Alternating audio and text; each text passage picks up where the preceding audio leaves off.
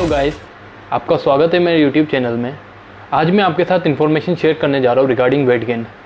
आप में से बहुत लोगों को ऐसा प्रॉब्लम अपने वेट गेनिंग करने में काफ़ी ज़्यादा प्रॉब्लम होता होगा। तो आज मैं आपका जो प्रॉब्लम होता है रिगार्डिंग वेट गेन, इस टॉपिक को मैं पूरा क्लियर करने का कोशिश करूँगा। आपके जितने भी डाउट होंगे उसको मैं क्लियर करने की कोशिश करूँगा।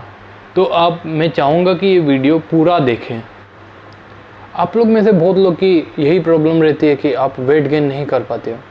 अब वेट गेन आप किस लिए नहीं कर पाते हो? आप बोलोगे कि हम खाना भी अच्छे से खाते हैं, अब हम एक्सरसाइज भी ढंग से करते हैं। अब ऐसा कुछ नहीं, आप चाहे एक्सरसाइज करो, ढंग से खा भी रहे हो, आपको मालूम नहीं है आप कितना अच्छे से खा रहे हो। ठीक है, तो मैं कुछ ऐसे मिस्टेक बताने जाऊँगा जो कि आप लोग करते हो, जिस कारण आपका वेट गेन नहीं हो पाता है। पहला बात है, आप वर्कआउट जो है इतना करते हो जितना आपको नहीं करना चाहिए। ठीक है, और आप कभी कभार इतना कम करते हो जितना आपके बॉडी को चाहिए, उतना वर्कआउट आप नहीं करते हो।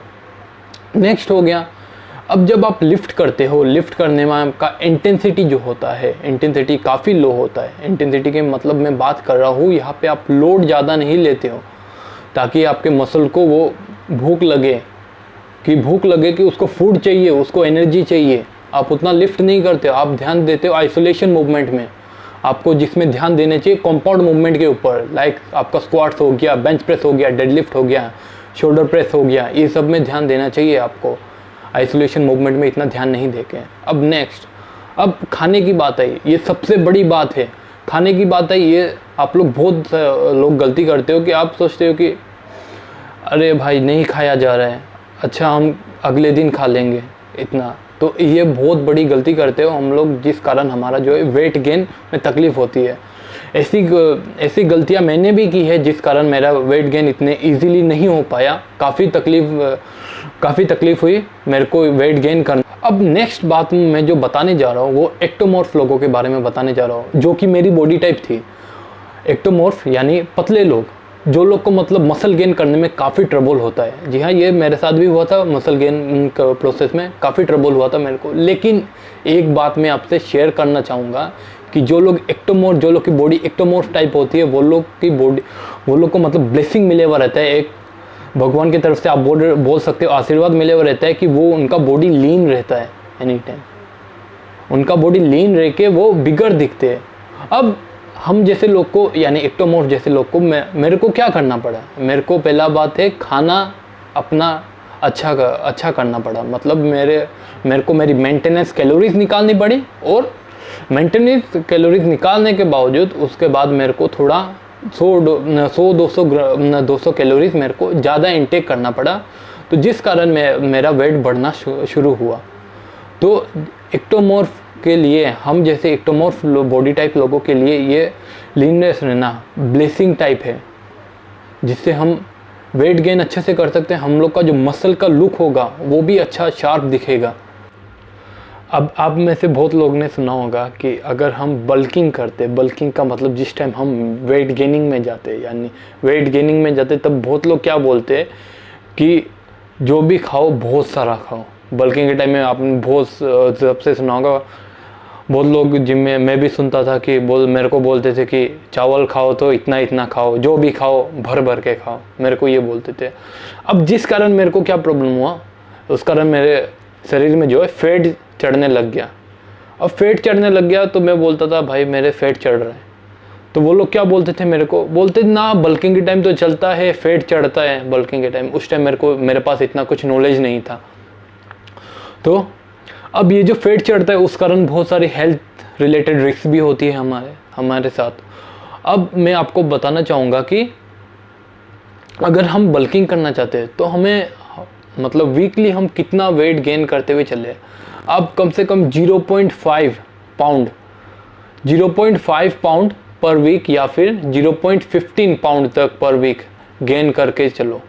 ठीक है, तब आप अपनी डाइट रखोगे। उस हिसाब से अगर आपका वेट गेन होगा तो इस हिसाब से मैं आपको बोल सकता हूँ कि आपको फैट गेन इतना नहीं होगा जितना आप वो भर भर के खाओगे, थाली भर भर के। उस हिसाब से मतलब आपको कैलोरीज भी काउंट करना पड़ेगा। लेकिन मैं आपको अभी यही वीडियो में एक ट्रिक बताने जाऊँगा कि जिससे आपको अपना कैलोरीज रिलेटेड जो आपकी मतलब प्रॉब्लम है वो सॉल्व कर दूंगा मैं। अब मैं आपको वो ट्रिक बताने जा रहा हूँ जिससे मतलब आप अपना जो है कैलोरीज इजीली ट्रैक कर पाओगे। तो हम क्या करेंगे, हम 1 ग्राम ऑफ प्रोटीन पर बॉडी वेट पाउंड, यानी हम लोग पाउंड में अपना बॉडी वेट करेंगे। जैसे सपोज आपका 150 पाउंड आता है तो 150 इंटू 1 यानी हमें 150 ग्राम ऑफ प्रोटीन लेना है। अब नेक्स्ट हो गया, नेक्स्ट हमें हमारा आ गया कार्बोहाइड्रेट हमें कितना लेना है, 2 ग्राम पर पाउंड ऑफ बॉडी वेट। जैसे अब हमारा था 150 ग्राम, तो 150 ग्राम इंटू 2 कितना होगा, 300 ग्राम। नेक्स्ट अब हम करेंगे फेट जो लेंगे 0.4 ग्राम पर पाउंड। 0.4 ग्राम पर पाउंड लेने से हमारा होगा 60 ग्राम ऑफ फैट्स। अब मैं आपको बता देता हूँ, अब हमने जितना भी प्रोटीन लिया, कार्ब लिया और फैट्स लिया, उसमें से हमें कैलोरीज, यानी अगर आप 1 ग्राम ऑफ प्रोटीन लेते हैं तो उसमें हमें कितनी कैलोरीज मिलती है, कम से कम 4 कैलोरीज मिलती है हमें, ठीक है। 1 ग्राम ऑफ प्रोटीन से 4 कैलोरीज, और उसी तरह हम लोग को कार्बोहाइड्रेट में भी सेम अमाउंट ऑफ कैलोरीज मिल जाती है, 1 ग्राम 4 कैलोरीज। लेकिन हमारा जो फैट्स होता है, फैट्स में हमें 1 ग्राम ऑफ कम से कम 9 कैलोरीज मिलती है। तो उस हिसाब से हमारी डाइट कम से कम होगी 2340 कैलोरीज। एक दिन की डाइट जो होगी 2340 कैलोरीज हमें कंज्यूम करना पड़ेगा। अब आप बोलोगे ये मैं कैसे कैलकुलेट करके निकाला, तो जैसे ही मैं आपको बोला था कि 1 ग्राम प्रोटीन में कितना होता है, 4 कैलोरीज होती है, तो वो मैं वैसे ही किया, 150 इंटू 4 किया, तो मेरा कितना 150 इंटू 4 600 हो गया। और उसी प्रकार मैं कार्बोहाइड्रेट किया, मेरा फैट्स किया, तब वो जो टोटल अमाउंट जो निकले थे उसको मैं प्लस किया, प्लस करके मेरे पास मेरा कैलोरीज निकल गया एक। अब अगर आप ये कैलोरीज फॉलो करते हैं, आप देखते हो कि अगर आपका वेट गेन हो रहा है 10-15 दिन या फिर 1 हफ्ते बाद आप देखते हो आपका वेट गेन हो रहा है, तो आप उसके साथ ही वो कैलोरीज को ट्रैक करके आप उसके साथ ही चल सकते हो। या फिर अगर आपका गेन नहीं होता है बाई चांस, जो मेरे केस में हुआ था, मेरे केस में मेरा वेट गेन नहीं हुआ था, तो मैंने क्या किया था, मैंने अपना 100-200 कैलोरीज बढ़ा दिया था। अब जिस कारण इजीली मेरा वेट गेन होना शुरू हो गया। अब नेक्स्ट पॉइंट में मैं आपको बताऊंगा कि आपको किस हिसाब से लिफ्ट करना चाहिए, क्यों हमें हैवी लिफ्ट करना चाहिए, मैं ये आपको बताने जाऊंगा अभी। अब नेक्स्ट जो मैं आपके साथ जो शेयर करने जा रहा हूँ इन्फॉर्मेशन, वो है हमें क्यों हैवी लिफ्ट करना चाहिए।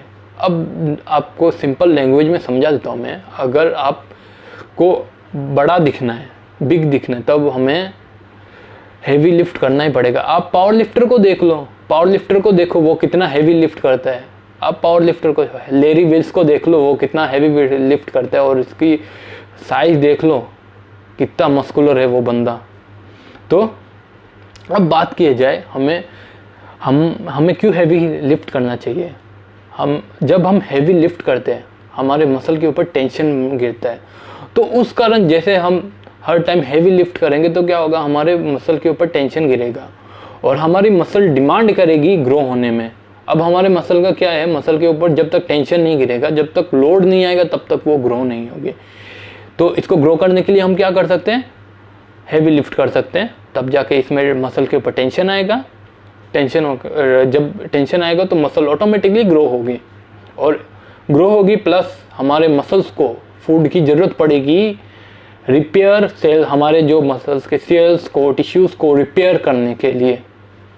अब नेक्स्ट बात बता दूँ रेप रेंजेस के बारे में। अब रेप रेंज में हमें क्या रखना है, पहले मैं कम से कम 12-15 रेप रेंज रखता था, ठीक है।